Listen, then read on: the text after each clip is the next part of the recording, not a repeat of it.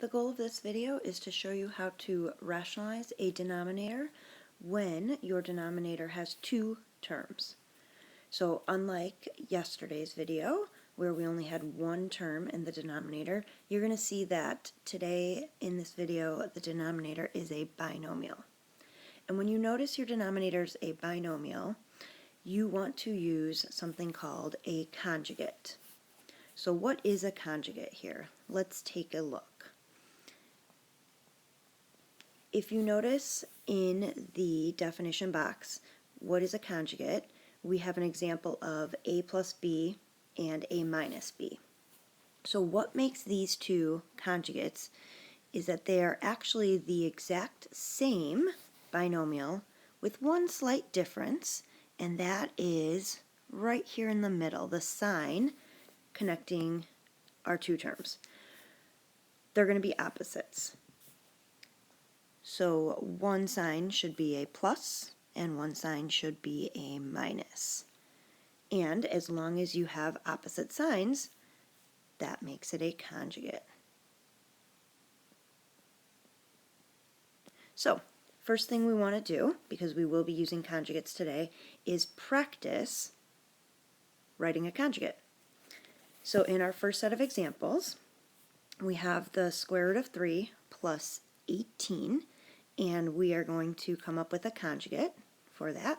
So I am going to write the exact same first term, square root of 3, and I'm going to write the same second term, 18, except notice they used a plus sign for their binomial, so I am going to use a minus sign in mine. So I'm going to double check that I have the first and second term being the same and the sign in between is opposite, and I have successfully created a conjugate for number 1. Okay, let's try this one more time. So example 2 says 45 minus 8 square root 5. So I am going to write the first term 45. I'm going to write the second term 8 square root 5. And I'm going to look at the sign in the middle. Notice they are using a subtraction sign. So when I go to write my sign here in the middle, I am going to use the opposite sign, and I am going to use a plus. Okay, why don't you pause the video right now and try to write a conjugate for number 3. Alright, take a look at what I wrote for number 3. Does it match what you had down? 2 square root 77 minus 3 square root 19. If it does, excellent. We can continue on and look at a full example. If it doesn't quite match, this would be a great time to pause the video and ask Mrs. Miller for some additional clarification on conjugates. Okay, so let's continue and look at how we can use this idea of a conjugate. So in our first example, notice we have a fraction, 5 over this binomial, 3 plus square root 7. So what I'm going to do is look at the denominator, and I want to use the conjugate. So that's why we were practicing our conjugates here. So I am going to multiply by 3 minus square root 7. And remember, you want to do that on the top and the bottom. Double check that you've used the conjugate. They had a plus in their binomial, and notice I have a minus in my binomial. And we are multiplying. So I'm going to put some parentheses here just to remind myself. So on the top, notice the 5 is going to get multiplied by both the 3 and then this negative square root 7. So we're going to do some distributing. Make sure you distribute the 5 to both parts. So the first one, 5 times 3, is 15. And the second one, when I multiply 5 times that negative, and if it helps, I'm going to put a 1 in front, so I'm thinking of it as a negative 1 square root 7. So I'm going to multiply the coefficients, the 5 and the negative 1, out in front. But notice I'm not multiplying the 5 by the radicand. The square root 7 stays as is.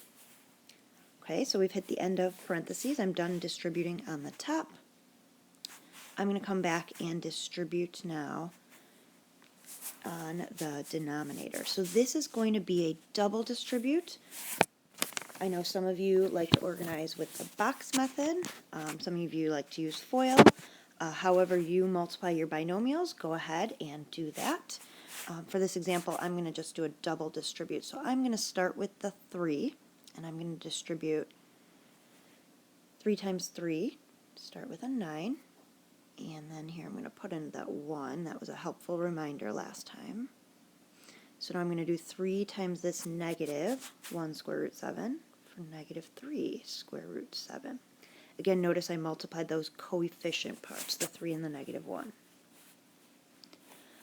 Okay, now we said double distribute, so I'm going to come back and distribute the square root 7 here. So put a 1 out in front of that square root 7. So 1 square root 7 times 3 is going to be a positive 3 square root 7. And 1 square root 7 times a negative 1 square root 7 is going to be a negative 1 square root 49. Okay, now there's a lot happening in that denominator, so I'm going to take a closer look and see if I can maybe simplify here. Now the nice thing about that conjugate is notice we have some like terms in the middle here. The negative 3 square root 7 and positive 3 square root 7, they're actually going to cancel each other out. So it's perfect. Remember, we don't want square roots in our denominator anyways, so that was a big help. Now I do still see another square root here. Remember this negative 1 square root 49? Although 49 is made up of 7 times 7. So this last term, because I've got the pair of 7s, is actually just negative 7. Now don't forget, we still have the 9 from the beginning, first term, right? So I'm going to bring that into play here. So the first term we're going to use as 9. Remember the second and third, those middle terms, canceled each other out because one was positive, one was negative. Thank you, conjugate. And the last term is a perfect square. So for the denominator, I have 9 minus 7, which works out to a really nice whole number of 2. So for our final answer here, remember we have a fraction with the numerator as 15 minus 5 square root 7. We didn't do a whole lot with that numerator. Most of our efforts were focused on the denominator, which we reduced all the way down to just the number 2. And that is our final answer. Okay, let's zoom over to number 2, and we'll try to rationalize the denominator one more time here. Okay. So it looks like for their denominator they have a 3 minus square root 5. So when I am setting up my conjugate, I'm going to make sure to use a plus. So 3 plus square root 5.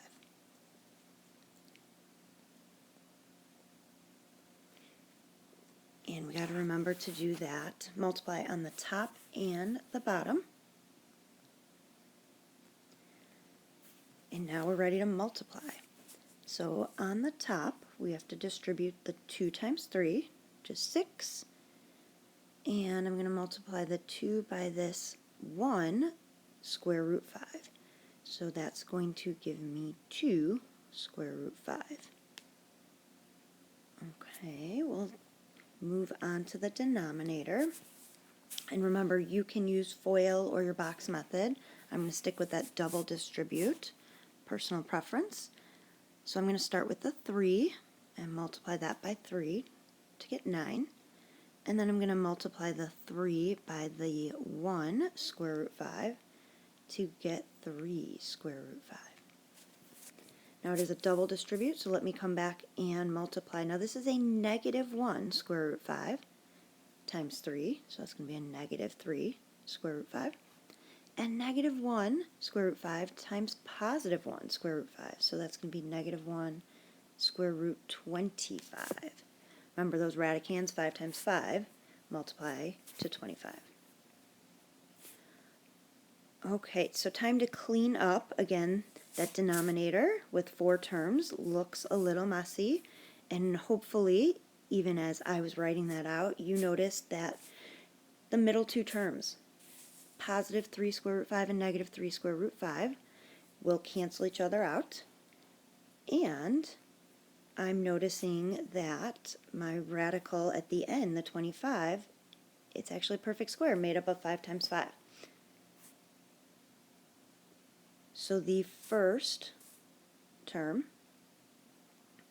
of 9 is still going to be used, but then my last term is going to be a minus 5. Okay, and I am going to use that symbol, the negative sign, with my number here. Okay, so don't lose track of your signs. Those become very important. So remember on the top, the numerator, we didn't do much with that, right? 6 plus 2 square root 5. But on the denominator, we worked it all the way down to a 9 minus 5, or 4. So we're looking pretty good. One last thing before I circle this as my final answer, I am noticing that all 3 terms can reduce. I am noticing here that we have all even coefficients. So I can divide by 2.